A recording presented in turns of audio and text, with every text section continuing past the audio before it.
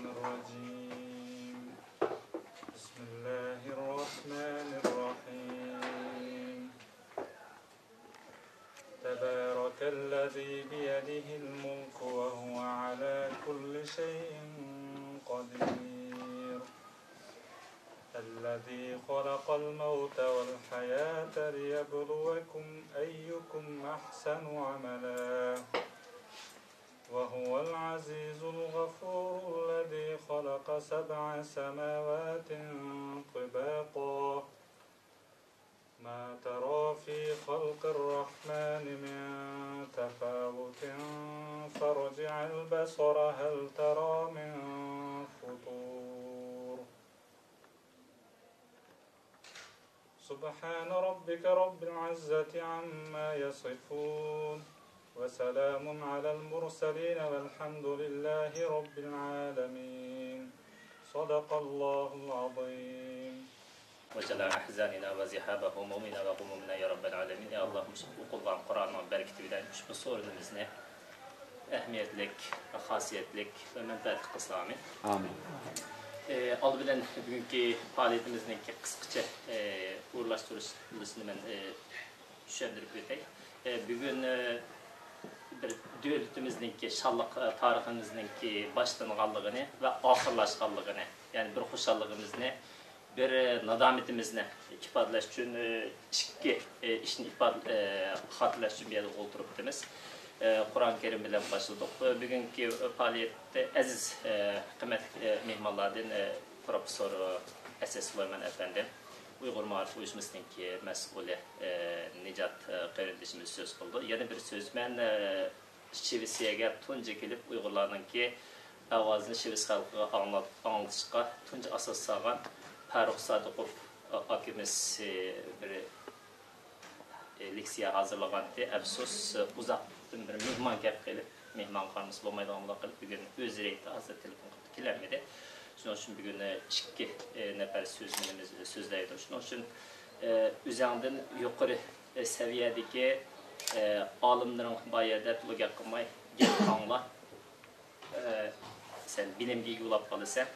Üzerinden tren seviyedeki kişiler bayada çıkırak sözler seninki ilmandan başkalar faydalansın degan konularınki tavsiyesi hem Hazreti Resulullah sallallahu aleyhi ve sellem hadisinin mezmunu bu. Alim bo'lgan, kimga o'rgatadigan, muallim bo'lgan, kimga o'rgatadigan yoki bir kimdan o'rganadigan kishi bo'lgan, uchinchi kishi bo'lib qolmagan. Ya'ni ya o'rgatolmaydigan ya anglayolmaydigan kishilardan bo'lib qolma. Bu odamlarning ichidagi eng nachiri o'rgatuvchi bo'lolmaydigan ügengüçün bulunmaydılar. Sonuçta ben bugün ügengüçü bulaşıktım bilen, her başsınava dikkat bilen, ihtiram bilen bugünkü sorunumuzunu davamlaştırışını talep kılıyım. Ondan sonra ben gittiğimi uzatmayı Profesör Asad Sulayman efendimle söz teklif kılıyım. Asad Sulayman efendim Şarkı Türkistan kuruluş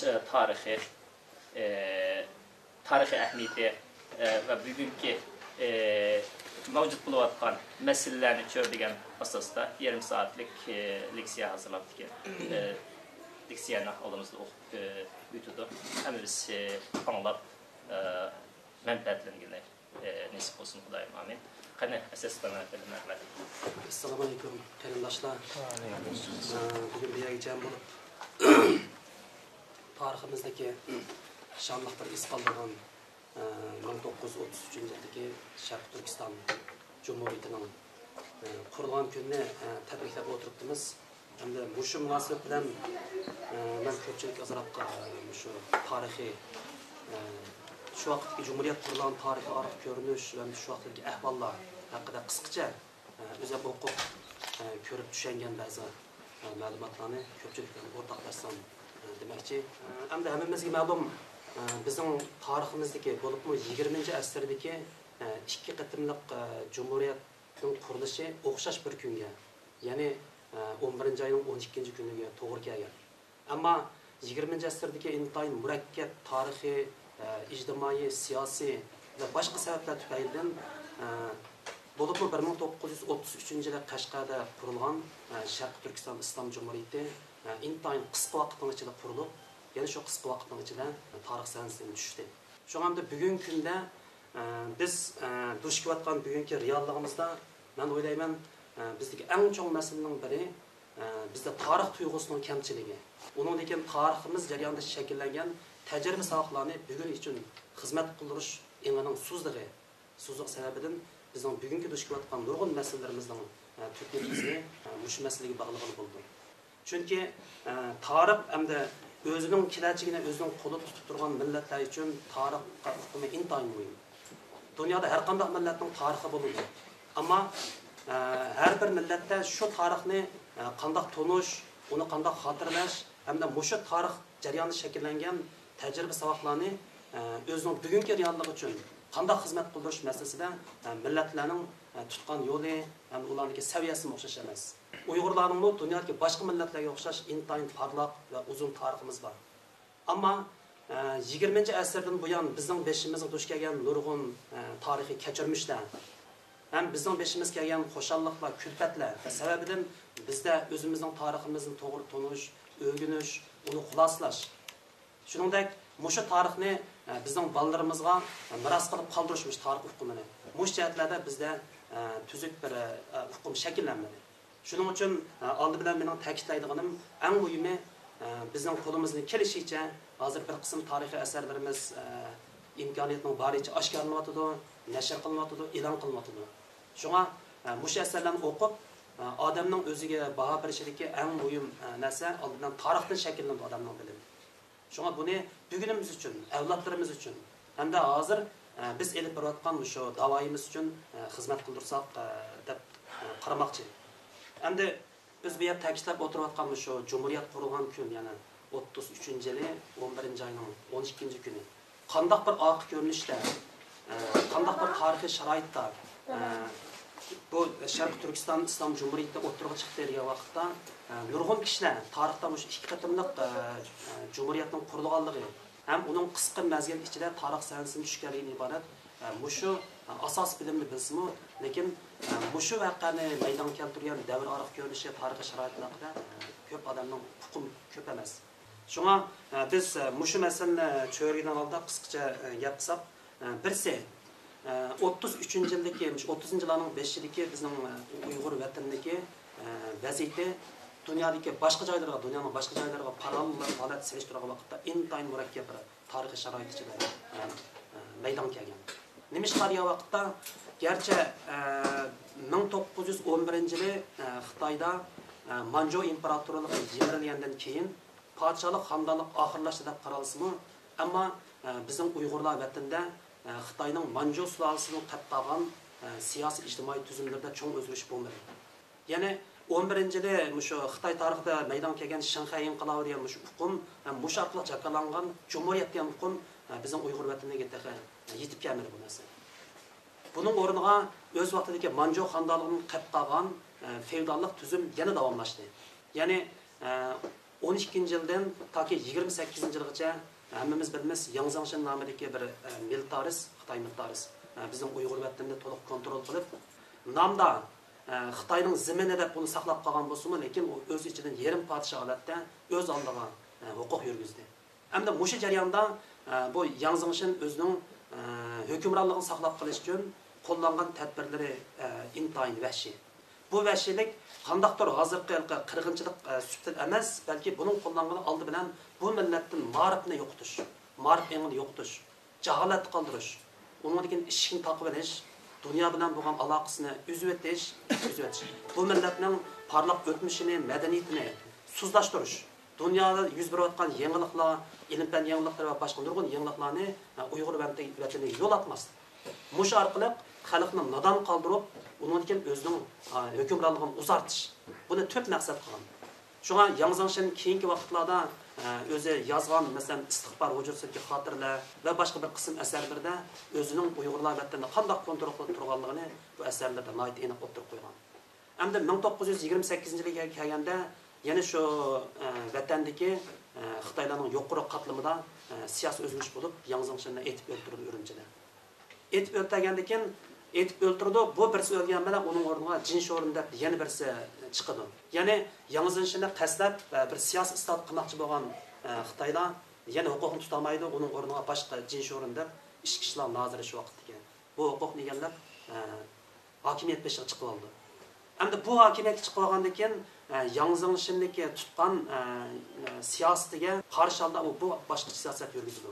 Ya'ni Yang Zemishin o'z vaqtida tukni yetishiga sinab, xalqni patlab, uningdagi ana shu ma'rifni tortib olish, ishni tortib olish qatorliq usullar bilan boshqargan bo'lsa, bu qo'pib tukni o'ng tarafga silab, biroqlarga ishkirni masalan Xitoydan ko'plab ko'chirib chiqib, Uyg'urlarning yerlarini tortib olib bularga saplab berish, uningdagi o'zining urug' tuqqan, o'zining avlodlarini hokimiyatning hamma joylariga o'rinlashtirish, uningdagi harbiylarning sonini kuchaytirib, masalan Sovet ittifoqidan Germaniya uyadan qurol setib olib, harbiy qismlarni kuchaytirish orqali o'zining hokimiyatini saqlashni o'ylagan. Lekin uning bu tadbirlari aran 4-5 yil rol o'ynagan. 1931-yilga kelgan vaqtda Qumul tog'laridan boshlangan zulmga qarshi erkinlik inqilobi portildi. Buning bilan butkul tez oraliqda Uyg'urlar vatanning hamma yerda, janub shimolda, biroqlar hamma yerda xalq qo'zg'olonlari maydon keldi. Demak, mana bu shundaq sharoitda toki 31dan 33-yili Qashqarda Sharq Turkiston Islom Jumhuriyati e'lon qilinmoqchi bo'lgan jarayonda Uyg'urlar vatanning hamma yerda inqilob bo'lmagan, qo'zg'olon bo'lmagan hech qanday yer qolmagan shu vaqtda. Demak, bu jumhuriyatning qurilishida Uyg'urlarning o'zining ichidan partilgan inqilob va bu inqilob natijasida shakllangan davlatchilik eni 33-yili jumhuriyatning qurilishiga ma'naviy va ideologiya jihatdan bir asosni hozirlagan. Bu ham ichki tarafdagi ahvol. Hamda tashqi tarafdagi ahvol so'ragan vaqtda tashqi tarafdagi ahvolni o'z vaqtida Muhammad Ibn Bug'ra o'zining Afg'onistonda yozgan Sharq Turkiston tarixi nomli kitobining oxiridagi xuloslarida nayt aniq o'tirib qo'ydi. Garchi 30-yillarning beshida Uyg'urlar vatanning hamma joyida inqilob bo'lib, ko'p joylarni Uyg'urlarning o'zlarining kuchlari o'zining kontrolli ostida olgan bo'lsa-mu, lekin ichki jihatdagi ittifoqlikning bo'lmaganligi, tashqi jihatda qo'shni davlatlarning e'tirof qilishiga erishilmaganligi. Hamda shuning bilan bir vaqtda bo'libmi, Sovetlar Rossiyasiga qo'shni bo'lib qilishdek shundaq jug'rafiyalik talaysizlik tufaylidan 30-yillardagi inqilobimiz mag'lub bo'ldi. Natijasizlikdan oxirlashdi deb shu hukmni chiqardi. Demisimi 30-yillardagi shu inqiloblar va shu inqiloblar natijasida maydonga kelgan Sharq Turkiston Jumhuriyatining yiqilishida Sovet ittifoqi tomonidan kelayotgan shu kommunistik diktator tuzumning buningga ko'rsatgan ta'siri intayin zo'r bo'ldi. Chunki tarixni eslaydigan bo'lsak, 1931-yili shu Qumul tog'larida inqilob boshlangan vaqtda, shu vaqtdan boshlab Sovet ittifoqi bu inqilobga intayin yaqindan diqqat qildi. Demak, bu yer bu inqilob bo'ldi. Bu inqilobning natijasi zora qanday bo'ldi? Bu inqilob Sovet ittifoqining manfaatiga qanchalik ta'sir ko'rsatdi? Buni allaqachon Moskva buni o'ylab yetgan. Shunga tashqi Mongoliya orqali o'makni Qumul tog'lariga avatib, shu vaqtdagi qo'zg'olonchilarning yetakchilaridan bo'lgan Xo'ja Niyozodi, Salidorga qatorli kishilar bilan shu yerda bu o'makni uchrashtirdi. Endi uchrashtirganda shu vaqtda nimalar bo'lindi bu suhbatda? Qanday masalalar o'tirib qo'yildi? Buning konkret jarayoni bizga oshkorlanmadi. Abdurim Ökir Efendi'ninki Uyg'ongan Zimin nomli romanning birinchi qismini o'qisanglar, shu vaqtdagi Tarot degan tog'da elib berilgan suhbatniki ahvol haqida qisqacha ma'lumot bor. Ammo bu ma'lumotniki hozirgi muhim kun tartiblari menimcha Rossiyadagi shu Sovet ittifoqining arxivlarida hozir qadar saqlangan bo'lsa kerak. Ammo Sovet ittifoqi parchalangandan keyin Uyg'urlarga oid nurg'un arxivlarni bular oshkorlashga urinmagan. Demak, bu ichki jihatdan Xitoy bilan o'zaro kelishim bormi bu jihatda? Yoki bularning boshqa xiyol bormi hozirga qadar dunyoga bu arxivlar aniq oshkorlanmadi. Lekin 31-yildagi shu Mongoliya orqali avatgan elchilar o'lmigida Qosim Efendi o'lgandek bir qancha odam toki Qashqarga borgacha mush inqilobchilar qo'shinining ichida izchil ayrilmagan. Hatto 34-yildan keyin Xo'ja Niyozodi o'lkaga muavin rais bo'lib kelgan vaqtda bular tangni so'ldishib Urumchigacha birga kelgan. Demak, bu jarayondan aniq ko'rib bo'ldiki, Sovet ittifoqi parda orqasida turib yanla ma'lum darajada, garchi 3 viloyat davridagi tek undaq chin kontrol qilmagan bo'lsa-mu, shu vaqtda yanla ma'lum darajada kontrol qilgan bo'ladi. Shunga 30-yillardagi Sovet ittifoqining bu xil kontrolli natijasida bu inqilobning tadbirsiz g'alaba qilishi bugungi tarixiy nuqtadan aytganda bu intayin qiyin edi. Endi bu yerda nima uchun Sovet ittifoqi shunchalik ko'p aralashib oldi bizning ishimizga degan vaqtda Sovet ittifoqining o'zining o'ylagan taraflari bor. Chunki 1917 yilda Oktyabr inqilobi bo'lib, Kona Rossiya imperatorligidan bu kommunistlar huquqni tatib olgandan keyin huquqni tatib edib, tunji shu kommunistik bir davlatni barpo qildi. Barpo qilganki dunyodagi nurg'un davlatlar bu Sovet ittifoqiga qarshi birlashib hujum qildi. Bular intayin qiyin ahvolda qolgan. Lekin shundaqdimi bular ikki qismdan o'zini mustahkamlab 30-yillar kelganda Sovet ittifoqi asos jihatdan o'zining hokimiyatini mustahkamlagan. Ammo bu vaqtda sharqda Yaponiya qudrat tepib kuchayishga boshlagan. Kuchayishga boshlab, bular Xitoyning sharq shimolidagi 3 o'lkani besib, undan keyin Osiyo allariga qarata bular harbiy yurishni boshlagan. Bu vaqtda Sovet ittifoqi o'zining sharq tarafdagi chegarasini bular qattiq ansirgan. Ansirab qanday qilgan vaqtda agar Navoda Germaniya g'arb tarafdan bostirib kelsa, Yaponiya sharq tarafdan bostirib kelsa, Sovet ittifoqi o'zining mavjudligini saqlab qolishning qiyinligini bilgandan keyin 31-yildagi Qumul inqilobi boshlangan vaqtda bular oldi bilan bizning Uyg'urlar vatanini Sovet ittifoqining bir orqa o'yli sifatida bu ya'ni o'zining kontrolli ostiga elish. Navoda Yaponiya hujum qilib qolsa, mushu joy orqali ularning oldini yo'lini to'sash. Ya'ni Sovet ittifoqiga kirgizmayla mushan urush yaparish bilan planini tuzgan.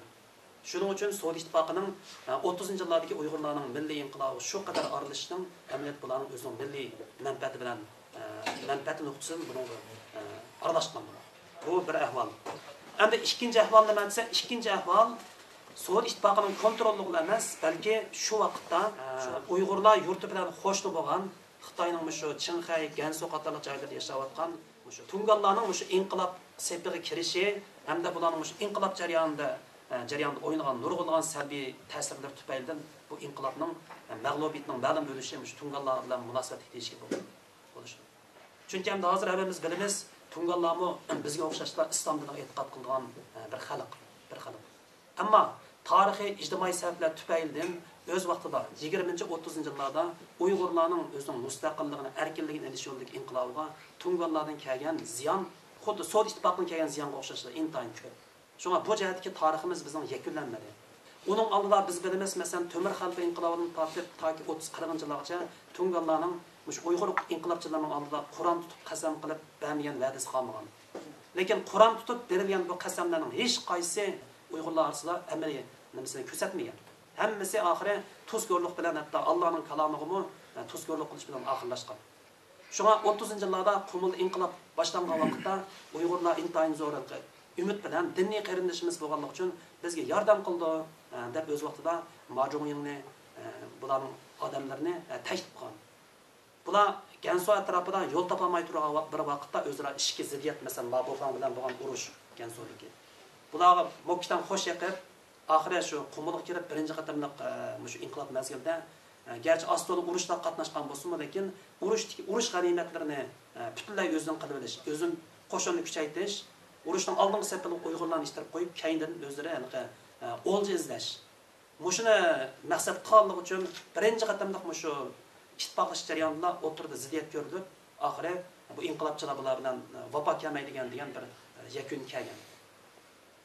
Shuning bilan Urumchidan 5000 kishilik Shinsayning boshchiligida nihoyat ilg'or qurollar bilan qurollangan bu hatto Oq Ruslar tarkibida bo'lgan mushu qo'shin Qumulga bostirib kelganda Majumying butun askarni olib Qaraqla Gansuga tikib atgan. Buning bilan qolib qolgan Uyg'urlar qo'lda tuzuk qurol yo'q, oxiri butun Qumulni qonga aylantirgan shu vaqtda aylantirgan. Buning bilan hamda inqilob kengayib, masalan Turpanda bo'ldi, Maqsud Muhiti, Mahmud Muhiti boshlig'ida bu Turpan kengaydi. Uningdan keyin bara janub taraf kengaydi. Xotanda Muhammad Ibn Bura boshlig'ida u yer inqilob bo'lib Xotanni kontrol qildi. Butun bizning Uyg'urlarning vatani inqilob qaynamog'i tushunib, shu g'alba, mumkin shu kelgusidagi kelajakdagi yangi davlat qurilish harpisi turayotgan vaqtda ikkinchi qatam yana bu Majumying fursatni foydalanib yana qaytib chiqqan. Qaytib chiqib, bular kasbiy harbiy bo'lganligi ham Gansuda uzun mazgil boshqalar bilan urush qilib, o'zining armiyasini qattiq intizom bilan tutganligi uchun bularning jangovarligi nihoyat kuchli bo'lgan. Uning qo'lidagi qurollar intayin xil.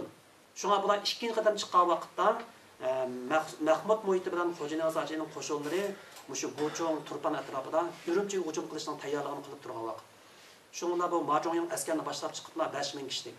Askarning ichida ko'pinchalar Tungan bo'lsa, bularning ichida xili ko'p, ya'ni Xitoylardan tashkillangan askarlar. Shuning bilan bular ko'rishib, bular bunda degan biz Guchungga hujum qilamiz, sizlar Jimisarga hujum qilinglar. Shunga birlashib, shu o'lka markazini olamiz. Undan keyin bu islom hokimiyati quramiz. Hatto chegaramizni haramgacha tutashtiramiz degan cho'ng gaplarni qilgan Majunyan. Qilgan ekan bu Uyg'urlar buning gapiga yana diniy qarindishimizga deb oxiri boshqalarning suyli sala qilishi bilan bu inqilobning rahbarlarimi amalsiz ahvolda yana birlashishga majbur bo'lgan. Birlashib bu Majunyan Guchungga hujum qilgan, Uyg'ur inqilobchilari bo'lsa Jimisarga hujum qilgan. Bu Jimisarga hujum qilib 2 kunning ichida sepilning ichidagilarni taslim qilib, Qur'on topshirish masalasiga kelgan vaqtda biz Qur'onni topshiraylik deb bular bayroq chiqarganda deganki tajribasi bo'lganligi uchun mayli bugun olsak nima, at olsak mayli. At olaymiz deb atni saqlab turgan. Shu kechasi bu xabarni anglagan Majunyanning qismlari kechida kelib Jimisarning ichidagi 2000 ton miltiq, 10 necha pilimot hammasini yoshirincha hammasini nimaga Guchungga to'shib ketgan. Demak, Jimisarni qonliq urushlar bilan Uyg'urlar olgan, kelgan qurol yaroqni bir kechada nima Majunyan unga ega bo'lib olib ketgan. Shuning bilan atsi mush ish oshkorlangandan keyin Xo'ja Niyozoji va boshqa qattiq g'azab kelib, bo'ldi, diniy qarindishim bo'lsa qo'limni yudim. Ikkinchi Xitoylar birlashsan birlashmasan, undan birlashmayman deb ular bilan ado-judo bo'lgan. Shuning bilan bu Majunyan o'z oldiga Urumchiga hujum qildi. Qo'limda qurollarım ko'p, askarim xil degan nima bilan. Urumchiga hujum qilayotgan vaqtda Urumchida boshqacha bir chot so'qilayotgan. Ya'ni Urumchini qo'lda tutib turgan Shinsay o'z davrida Yaponiya tarbiyalangan, harbiy taktik jihatda intayin pishqan, o'zi hiligarlikda uchiq chiqqan birisi bo'lganligi uchun bu vaziyatni mo'ljallagan.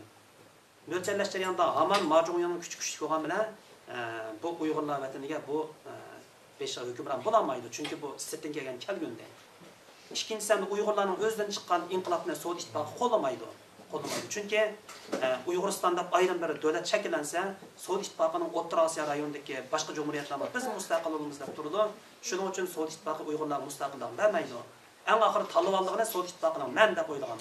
Men shuning uchun hozirdan boshlab Stalin bilan Sovet ittifoqi bilan zada yaqin bo'lishim kerak deb bu darhol bir elchilarni avatgandan keyin o'sha paytni kutib turgan Sovet ittifoqimi dal shu Shinsay bilan ikkisi to'xtam tuzib Majunyanning qo'shini butun Urumchini qorishib olgan bir paytda 34-1 oyda, ya'ni 12-oyning oxiri 3000 kishilik Qizil armiya, ya'ni urush tavlangan Qizil armiyani cho'chak va ila orqali cho'chak Altay orqali nimaga Urumchiga tuyuqsiz kirgizdi. Endi xalqaro qoida qonun bo'yicha bir davlatning qo'shinining yana bir davlatga kirish uchun shu davlatning ruxsatini olish kerak. Sovet ittifoqida ruxsatni berib qo'ymagan vaqtda qandaq deganda bu armiyasiga birisi Tarbag'atayski, Altayski degan o'rischadan bilan masalan Tarbag'atay qo'shini, Altay qo'shini nomni bilib, chegaraga kelgandan keyin butun Sovet ittifoqining qizlari yana kiyimini, formalarini sartib, shu vaqtga Shinsayning armiyasining kiyimiga almashtirgan. Almashtirib bir kechada bular bostirib tanka, zambirak aeroplan bilan Urumchiga qistab kelib, Urumchidagi 10 mingga yaqin Majunyanning qo'shinini birdamda bular tayyor bergan qoldi. Chunki qurol ilg'or bo'lganligi uchun Majunyan tarmar olup axir Turpanga çekilgan. Turpanga çekilganda bu vaqtda Shinsay Sovet ittifoqi bilan kelishim tuzash bilan bir vaqtda yana bir o'makni Xo'ja Niyozoji bilan Mahmud Muhitining avatib, endi Majunyan tezarda tarmar bo'ldi. Sizlarning biz bilan ittifoqlashishdan boshqa yo'linglar yo'q. Hozir ittifoqlashayli. Men hokimiyatni olgandan keyin faqat shimol tarafdan men so'rayman. Ya'ni Urumchining ilig'icha, 6 oygacha bo'lgan Şimali Şinjan tarafını ben sorayım. Bütün Janubni Uyg'urlarning o'ziga tashlab beraman. Deb hatta shu vaqtda Janubiy Şinjan garnizon bosh qo'mondoni, ya'ni bütün Uyg'ur elining janubiy qismini so'raydigan harbiy, ma'muriy hamma huquqni Xo'ja Niyozochiga berganligi, Tangritog'larni fasil qilganligini.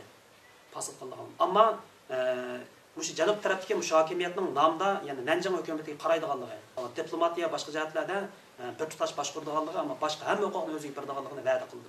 Demak bu tarixda dangliq, ya'ni 3 tilda yozilgan Jimisar kelishimi degan mush kelishim. Demak bu kelishimda Urumchidagi Sovet ittifoqining konsulumi qo'l qo'yganligi uchun shu vaqtda Xo'ja Niyozoji bilan Mahmud Muhiti bunga ishinib, mayli unda bo'lsin deb shuni bilan bular qo'shinni deb Urumchiga hujum qilishdan janub tarafga o'tib, janubga o'tdi. Demak bu paytda Urumchini qattiq mag'lub bo'lgan bu Majunyan shuning bilan bu tig'uchini Shinsay bilan urushishdan ko'z yetmay oxiri bu Uyg'urlar qartilandi. Bular men Urumchiga hujum qilsam mening bilan birlashmay, bular bilan birlashdi. Deb oxirdan shu mag'lub bo'lgan qo'shinni saqlab Xo'ja Niyoz hojining askarlarini keyindan to'g'lab janub tarafga surildi. Demak, mushu muhitning ichida janub tarafning ahvoliga kelsak, Muhammad ibn Bug'ra 33-yilning beshida Qo'ziloq bilan butun Xotan rayonini ishg'ol qilib, Xotan islom hukumatini qurdi. Qurib, yana Niyoz Alam Maxunum degan kishini bu hokimiyatga bosh rais, o'zi harbiy ishdan tutilgan amir bo'ldi. Hamda Muhammad ibn Bug'raning ikki inisi, yana Abdulloh bilan Nur Ahmadjon, ikkisi harbiy qo'shinlarning ikki qo'mondoni bo'lgan. Bular sharq tarafi qog'liqcha, sharq tarafi charchan chaqiliqcha, g'arbda qog'liq qadar bo'lgan keng territoriyani butunlay Xotan islom hukumatining qo'liga o'tdi. Bu vaqtda Sobit Tamullam chet-ellik uzun yillik ijratni tugatib, inqilob xabarini anglab Xotanga qaytib keldi. Xotanga qaytib kelib, bu fursatda butun Uyg'ur elini birlashtirib, bir hokimiyat qurish g'oyasini Muhammad ibn Bug'ra bilan maslahatlashdi. Lekin Muhammad ibn Bug'ra Sobit Tamullamni to'saydi. Hozirgi ahvolda ham intayin vaziyat murakkab. Hozircha biz Xotandagi hokimiyatni mustahkamlab turaylik, chunki Xotan Qashqarga qaraganda Sovet ittifoqiga yiroq chegirlanmaydi. Xotanda bizim hokimiyatimizni saqlashning imkoniyati zo'r. Agar Qashqarga kirdik, o'chaqda Sovet qizlarimiz cho'qim qanamaga Qashqarga kirish mumkin. deb nasihat qismi Sobit Tamullam bo'lmaydi. Fursat kelsa ikkinchi qo'ldan kelmaydi. deb Sobit Tamullamni qoyil qilolmagan amalsiz Xotan armiyasidan 2500 kishini inisi Abdullah Abdurahmatning qo'mondonligida Sobit Tamullam qo'shib Qashqarga keldi. Endi Qashqarning vaziyati shu vaqtda Xo'ja Niyoz hojilar ko'rla Kucha taraf turayotgan. Shu vaqtda Kuchadan boshlangan yana bir inqilob bo'lib Kuchada. Bu yerga Temur Ali deydigan bir kishi bu inqilobga bosh bo'lib, toki Kuchadan Qashqargacha bo'lgan butun joylarni bu odam o'zining kontroliga oldi. Elib Sobit Tamullamda Qashqarga kirishni ilgarilar Temur o'zining Temur Sijang degan nom bilan butun Qashqardagi harbiy hokimiyatni o'zi tutib turdi. Ammo Temurning armiyasining ichidami yana shu Kuchadan qo'shilgan Majansang degan shu Tungallarning bir ayrim bir bo'lak bo'lib, bular toki Qashqargacha shu Temurning armiyasi bilan birga Qashqarga kelgan. Qashqarga kelganki, Qashqardagi ilgariki shu Jinshorining nima valisi, ya'ni To'tay deb qo'yilgan Mashavu degan shu Majansanglar birlashib Qashqar yangi shaharga kirib oldi bular. Shu vaqtga Qashqardagi Tungallarning kuchi 1500 odam atrofida, ammo qurollari xil qurol. Shuning bilan bu Temur bu Tungallar bilan o'zaro ziddiyat bo'lib qolsa bo'lmaydi. Ular musulmon, biz musulmon deb Tungallarga ya'ni bo'sh muomalada bo'ldi. Shu vaqtda ko'rinib turib Xo'ja Niyoz hojining xeti Qashqarga yetib bordi shu nimaga Temurga. Darhol Qashqar yangi shaharga Tungallarni bir taraf qilib o'tinglar, bular darhollasha yo'qdona bo'lmasa beshimiz balo bo'ldi bular. Degankin bu Xo'ja Niyoz hojining buyrug'ini ijro qilmaydi. Bu Tungan musulmon, men musulmon bo'lsak, nima ish o'zaro birimizni qirin qilamiz deb. Shuning bilan bu Tungallar Qashqar yangi shaharga kirib sepilnashi qirloq bilan qattiq mudofaa qilib turdi. Bu vaqtda yana Muhammad ibn Bug'ra Xotandan avatgan 2500 kishiga qo'shin vaziyat intayin murakkabada turgan Qashqarga kirdi. Qashqarga kelganki Xotan qo'shini bilan bu yerdagi Temur Sijangning qo'shini o'rtasida to'qinish kelib chiqdi. Chunki kimni boshqarish masalasi. Demak, mushundaq intayin hal qilinish bir paytda faqat huquq masalasi bilan oxiri bu ikki tarafning o'rtasida to'qinish tushib, ikkisi birlashamaydi. Demak, endi bu ziddiyatdan yangi shahardagi 1500 dan oshmaydigan Tungan intayin ustuq bilan foydalanib, shu vaqt Qashqarda bular hammani qo'ysa, Uyg'urning armiyasi 5-10 mingga bordi. 5-10 ming armiyani shahar sepildan chiqib hujum qilib, Ig'ir talafat kuchirdi. Ig'ir talafatga. Shuning bilan bu vaqtda oxirida Temur Sijang yo'l qo'yib Tungallar qilganligi uchun Tungallar bu ikkisini ziddiyatga silib, oradan foydalanish uchun oxirida Temur Sijangga suiqasd qilib Temur Sijangni etib etdi. Etib etganki qo'lida Temur Sijangning 5000 kishi qo'shin bor. Bir qo'mondonni etib etganki mening qo'mondonimni etib etdim. Buning so'rig'ini qilaman deydigan bir odam chiqmaydi shu vaqtda. Qashqa intayin qalayimqon bir odam qolgan. Uning ustiga Temur Sijangning qoldi qo'shinlari bilan Xotan qo'shinlari o'rtasida yana o'zaro ishga jidal bo'lib, yangi shaharni elish urushi bu yoqda qilib, o'zining ichki ziddiyat bilan bo'lgan bu odam. Demak, bu shu qiyin ahvolning ustiga oxiri 33-yil 12-oyning oxirida Xo'ja Niyoz hojining qismi Qashqarga yetib keldi. Qashqarga yetib kelganligi bu Qashqar intayin murakkab ahvol. Shunda Qashqarga hamma kuchlar birlashib, Mahmud Sijang bosh qo'mondon bo'lib, yangi shaharga Tungallarni yo'qotish kerak bo'ladi. Chunki aslidagi o'sha Xitoylarning qo'shini bilan Tungallar birlashib yangi shaharga kirgan bo'ldi. Shunda bu urush shunda jiddiy paytda 18 kun elib berilib, shunda unumi ko'rdi. Qashqar yangi shahar el nishonda turgan vaqtda Urumchidan qattiq mag'lub bo'lib, janubga chekingan Majungyongning asosiy qismi yana 5 mingdan 10 ming atrofida odam Qashqarga bostirib keldi uning orqadan. Bostirib kelgandagi Qashqardagi o'xshamagan kishilar tarafidan o'xshamagan guruhlarga tava bo'lgan bu qo'zg'olonchilar hammasi har tarafga o'rtaq bir qo'mondonlik ostida bo'ysunmay, yana Mahmud Mo'yitining qo'mondonligiga bo'ysunmay hammasi hamma yoqqa qarab qochadi bular. Xotam qismlari Yangisoqqa chekindi. Shu vaqtdagi Qashqar yana o'zbek qo'shini bo'lib, Setvoljon qatorlagan boshliqlar. Bularni Qashqarga tashlab chiqdi. Xo'jani Azg'achidan Mahmud Mo'yit qismimi oxiri Qashqarni tashlab, Qashqarni bo'shatib berdi. Qashqarni tashlab chiqib ketgandan keyin bu Qashqarga Majunning qismi kelib o'rilishida Yangishahdagi Majansaning qismi bilan 1500 tunga bilan qo'shilib, bular kuchli bir kuch sifatida mana shakllanadi. Shakllangandan keyin bu vaqtda Sovet qizlarini esa Qashqardagi mushu vaziyatni kontrol qilish uchun chegirdan 5000 kishilik qo'shin kirgizib, aeroplan tanklarning himoyasi bilan Maralashga bostirib keladi. Bostirib kelganki, bu Majungyong Sovet ittifoqidan Urumchida bir yengilgan bo'lg'achqa, yana bir qatim teri palang olib ketishning oldini olish uchun oxiri Sovet ittifoqi bilan kelishim, ya'ni sulhga kelishga majbur bo'ldi.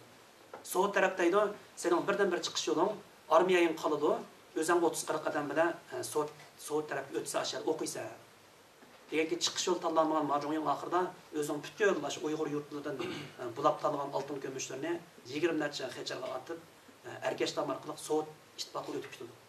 Shu kundan boshlab Majungyongning Sovet ittifoqining nima ish qilganligi, qanday taqdirga duchor bo'lganligi haqida aniq ma'lumot yo'q. Bu faqat Sovet ittifoqi arxivlarining oshkorlanishi bilan bu sir ochilishi mumkin. Endi Majungyongning qoldiq qismi Majungyongniki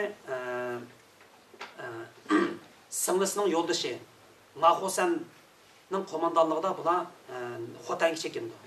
Xotanga chekilib, Qog'iliqni fasil qilib, Xotanni bu Majungyongning qismi egallaydi. Shuning bilan Xotan tutgan Xotan islom hukumati bilan Tungalarni o'tirsa yana urush bo'lib, oxiri bular ustun askariy kuch bilan Xotanni ishg'ol qiladi.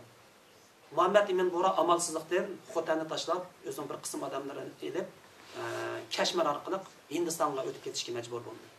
Endi shu vaqtning o'zida yana Sovet ittifoqi Xo'jani Azg'ajinni Erkashtonga chaqirdi. Chunki Erkashtonga chegara punktga chaqirtishda shu vaqtda kuchadi vaqtida Xo'jani Azg'ajin 80 ming qo'y yig'ib Sovet ittifoqidan miltiq sotib olishga 80 ming qo'yni o'tkazib bo'lgan. Ammo bu qurollarni Sovet taraf vaqtida bermay, toki Qashqarga kelguncha bu qurollarni ola olmagan. Shu vaqtda Qashqarning shu murakkab holda turayotgan vaqtda Xo'jani Azg'ajinni Erkashtonga kelasan deb ma'y chaqirdi. Erkashton borgandan keyin qurol lozim deganki, qurol lozim bo'lsa, oldindan o'zingning ichidagi bizga odam tutsa. Bu birisi. Ikkinchisi Sharq Turkiston hokimiyatini yo'qotsan, bu birdan bir chiqish yo'ling. Agar buni qilsang, 5000 kishilik armiya mayada bor, deb bu nimani o'tirib qo'ydi.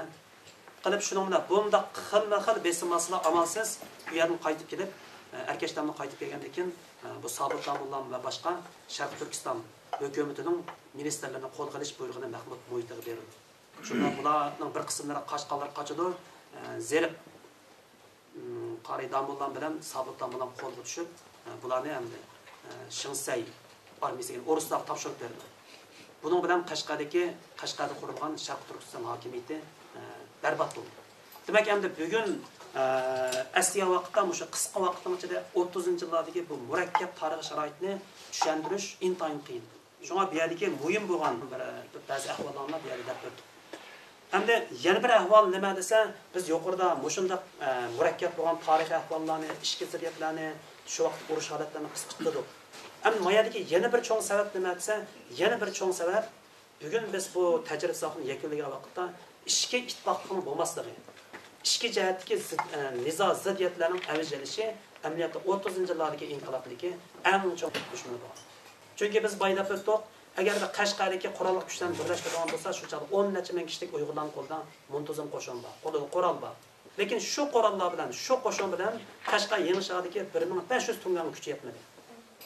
Hatto 1500 tungan Qashqar Yangishahning sepidan chiqib, hujum qilib 10 necha ming kishi armiyani ko'p qatim talafotga uchratgan ahvollar shu vaqtda.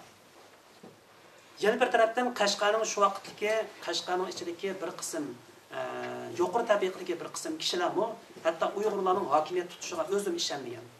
Ishonmay yoshirincha Qashqar Yangishah ichida turayotgan Mojansan va boshqa Mashavu qatorliq o'sha Tungan Xitoy hukmdorlariga yoshurun odam avatib Qashqar Ko'n shahridagi Uyg'urlarning qo'shinlari, ularning harbiy kuchi, ishki jihatdagi ixtiloflarni yetkazib turgan ashtunganlarga. Demak, bundan nayt uslub bilan foydalanib, 1500 odam bilan Qashqarda 1 yilgacha Tungallar erkin azada turib kontrol qilganda atrofni. Endi buning yana bir misol nima desa, 34-yilda shu Sharq Turkiston Islom Cumhuriyeti ag'dirilib, uzoq o'tmaydan shu Majmuin Qashqarga kirgandan keyin bu yangi shahardagi 1500 tungan shu 1 yil chilab shuning ichida turib bilan sirtqa garchi qo'shin bilan chiqqan bo'lsa erkin azada chiqolmagan bular. Ham bular ashyerni yopirilib chiqiblar Qashqar Ko'n shahrini egallab olgan shu vaqtda. Egallab olgandan keyin Uyg'urlarning qurolli kuchlari ham sirtqa chekilgan. Bu vaqtda Qashqar shahrining ichida qolgan Setvaljan, uningdan shu Yusufjon Qurbeshi degan Anjan tarafdan kelgan o'zbeklarning 300 atrofida qurolli kuchi bo'lgan bular. Ham bular O'ruslar bilan O'rta Osiyoda uzun mezgil urush qilib cheniqqanligi uchun bularning armiyasi hali jangovar holatda turgan. Shunga bular o'ziga tamanno qo'yib ketib, bu Tungallarni nima qilamiz, yengolmaymiz deb yuqoridan bergan buyruqni ijro qilmay Savutdan bularning buyrug'ini. Bular Qashqarga tuyuqsiz hujum qilib, boshqa Ko'n shahrida Tungallarning birmuncha odamini chiqimdor qildi, lekin Tungallar o'ylamagan yerdan bular muasir kelib Qashqar Ko'n shahrining ichiga bular qapsib oldi. Qapsib olib bu urush Qashqar tarixidagi eng qattiq urushlarning birisi. Urush toki 48 soat davomlashgan. 48 soatning ichida bular shu Ko'n shahri sepirining ichidagi bir mol iskilotning ichiga bekinib, nayt usti mergan bo'lganligi uchun kelgan Tungallarning amini etib bular yaqin kelamagan.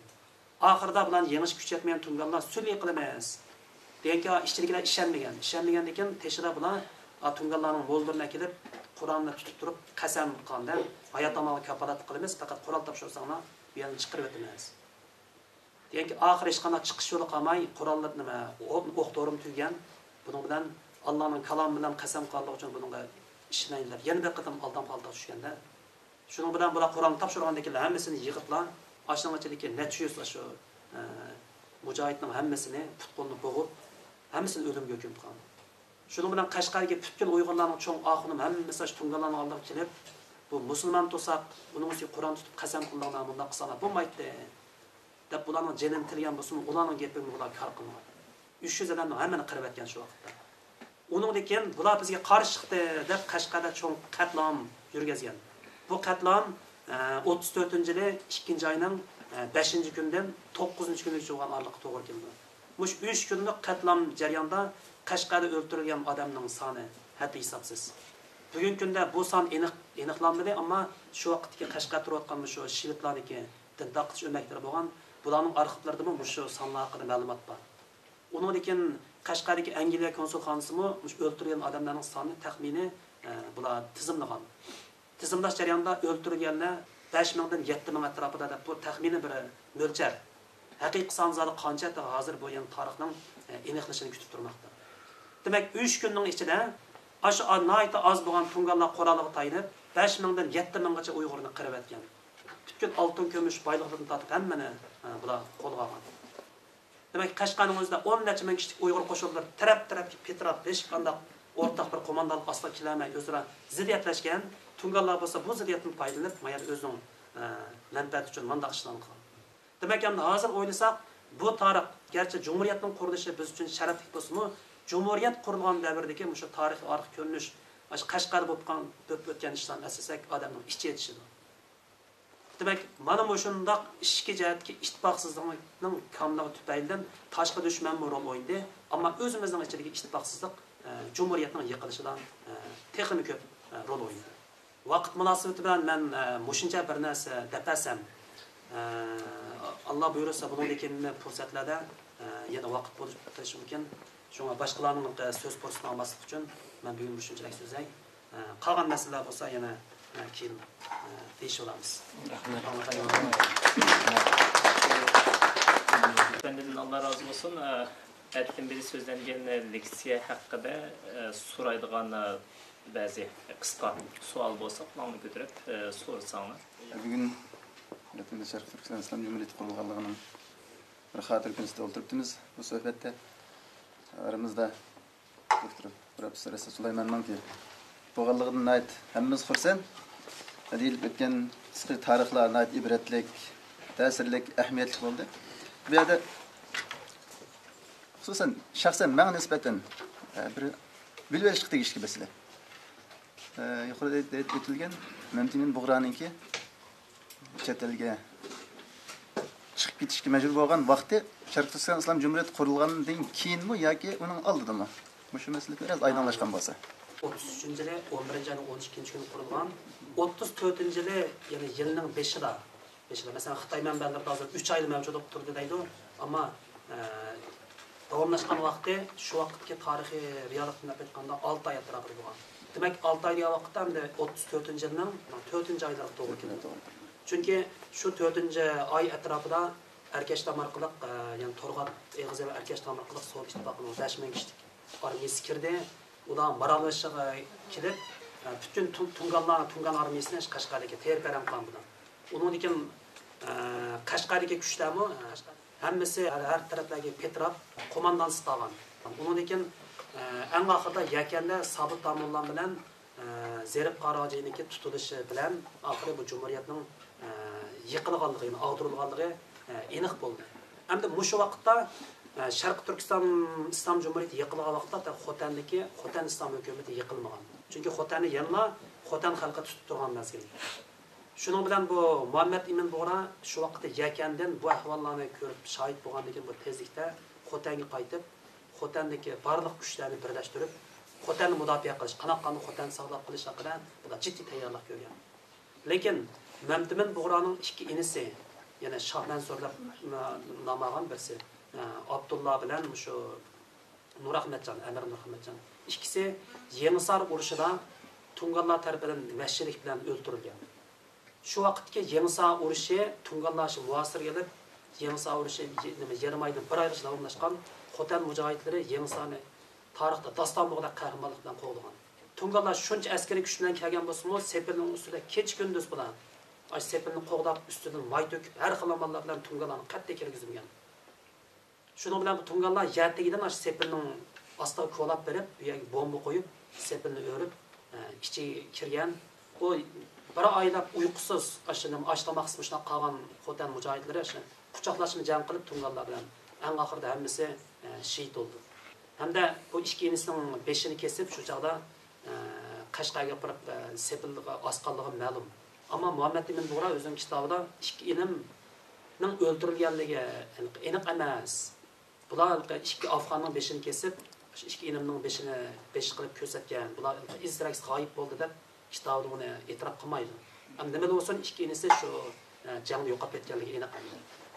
Hamda Xotanda mushunaq qo'mondonlarning ayrilib qolganligi uning ustiga kuchli dushmanning kelishi oldi turganligi uchun Xotanni mudofaa qilib turgan hamda bu nima majmuinga nima aytgan aljabat. Sen musulmon bo'lgandan keyin biz musulmon bu nima Qashqarni shunday qilayotgan bu biz sulh tuzib mumkin bo'lsa bu bizning mayada qurganimizni saqlab qolsa deganki bu qat'iy bo'lmagan. Demek bular Tunganlar nima uchun Xotanga kirdi degan vaqtda Sovet qizlarimiz kirganligi uchun bular Xotanni berib, Xotan yo'l orqali Gansu Chinxay ketmoqchi bo'lgan. Ham bu jarayonda cho'qim Xotandagi hokimiyatni ag'dirib, o'sha oltin pulmonni bulaydi bular. Shuning bilan bular urush tayyorlab qolgan oxiri 34-yilning 4-5-oylar atrofida 5-oyning 6-oylargacha Tungan qo'shinlari Yakan daryosini o'tib, Xotanga yo'pirilib qolgan. Berib, shu Gumi bilan Xotanning oralig'idagi joyda nihoyat qattiq jang qilgan. Qattiq jang qilib, bu vaqtda butunlay tashqi jihatdagi yordam uzilib qolgan. Unusiya Xotanda, garchi Xotan qo'shini necha ming kishilik odam bo'lsa-mu, qo'lda qurol olsa faqat 500. Unusi bu qurollarni intayin nima qurollar, yaxshi qurol emas. Xalq o'z yasab olgan shu vaqtdagi 5 atar, 7 atar degandek odatiy qurollar. Tunganlarning qo'lda ash Qumoldan tortib Qashqargacha barliq ashnimada Xitoy qo'shinining qo'ldan tortib olgan ilg'or qurollar bo'lgan bular. Hatto tankim bo'lgan Tunganlarda. Shunga ustun askariy kuch bilan Xotanga bostirib kirgandan keyin Muhammed Bug'raning qo'shini Xotan shahrini tashlab Qarqurum tarafga chekingan bular. Sanjo degan atrofga. Chekinib shu yerda yana odam to'plab qaytadan urushgan bo'lsin bularning faqat kuchi yetmagan. Oxir Tunganlar odam avatib, hatto bularni chegirgacha qo'g'lab qolgan. Demak, mushunda qiyin ahvol ostida Muhammed Emin Bug'ra 34-yilniki, mana 7-oylar atrofida vatanni tark etib, Kashmir orqali Hindistonga ketgan. Hindistonga borgandan keyin u yerdan Hindiston yo'li orqali Afg'onistonga o'tib, Afg'onistonda toki 43-yilgacha shu yerda vatan da'vosi qilib qaytadan vatan kirishning yo'lini izlagan. Afsuski shu vaqtda Afg'oniston hukumati yordam berishni xohlasimi, ammo buning keyinda ma tarafida Angliya, Hindiston besib yotgan. Shimol tarafida Sovet ittifoqi turli besimlar bo'lganligi uchun Afg'oniston hukumati aniq ochiq-oshkor yordam berishga jur'at qila olmagan. Afg'onistonda toki 43-yilgacha turgan mantin bo'ra vatanga qaytib kirishning imkoniyatini umid uzilgandan keyin amalsiz Isa Yusuf Alibtekinning tashlivi bilan yana ishga Xitoy qaytib davoni Xitoyning o'zi turib qilish yo'lini tanlagan. Buning bilan 43-yilda ishlarga Nanjingga bordi. Undan keyin bu ko'mindan poytaxtga o'tgan Chongchang borgan keyin Chongchang turib shu yerda Xitoylar bilan qalam ko'rishi orqali vatanga qaytib kirishning fursatini izlagan. Boshqa savollar bormi? O'zingizga Sabdomlarni epmonga vaqtda O'yg'ongan zimin romanida Sabdomlarni qochirib o'tgan bir voqelik bor. Shu voqelikni nasıl? Hamda shu qochib ketgan voqelik tarixda rost bo'lgan. Uni o'tkiratganni ma O'yg'ongan ziminni tafsili yozildi. Yezib bu Mahmud Muhiti Xo'janazorning buyrug'i bo'yicha yakanda Sabit Tamullan bilan Zerib Qarayojini qo'lga olgan ekan. Sabit Tamullanning qo'lasida shu chaqda qo'dayotgan 300 dak adam bor. Bular qo'llari qurollanib, qarshilik ko'rsatayotganda Sabit Tamullan bo'ldi deb bularni to'sib qolgan. Chunki tarixning bizga ato qilgani shukan, qarshilik ko'rsatsakmi, ko'rsatmasakmi baribir Xo'janazorning odami qo'lga olmagan bilan O'rusning askari kelib yana baribir qochib qutlamaymiz, bizning taqdirimiz shukan. Deb askarlarni to'sib qolgan. Buning bilan bularni arg'a elib Aqsu tarafga atmangan bularni.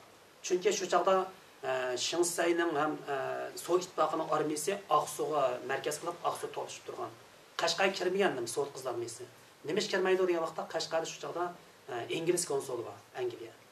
Bu Angliya taraf degan, chunki xalqaro qoida nizom bo'yicha bir davlatning tuprog'iga yana bir davlatning armiyasi kirishda shu davlatning ruxsatini olish kerak. Unga xalqaro qonun bor. Unda qonunlarni bir chetga qo'yib qo'yib, bir kechada kirganligi uchun ingliz konsuli bularga qarshi e'tiroz bildirgan. Agarda Rus armiyasi bugun Qashqarga kirgan bo'lsa, erta inglizning armiyasi Himolaya tog'idan o'tib, erta Qashqarga kiradi. Deb bular ultimatum topshirgan buni O'ruslarga. Topshirgandan keyin shuning bilan Sovet qizlar armiyasi maralashga to'xtab, shu Aqsu atrofida bular kutib turgan. Shuning bilan bu yakan tutilgan Sabit Tamullanni elib shu nimaga Aqsu tarafga ketayotgan vaqtda Makitning atrofiga kelganda buni tuyib qilib Tungallar yana hujum qilgan bularga. Hujum qilgandan shu urush patparaqchiligida Sabit Tamullan qaraydigan askarlarimiz u yoq bu yoq ketib qilib bular qochib ketgan.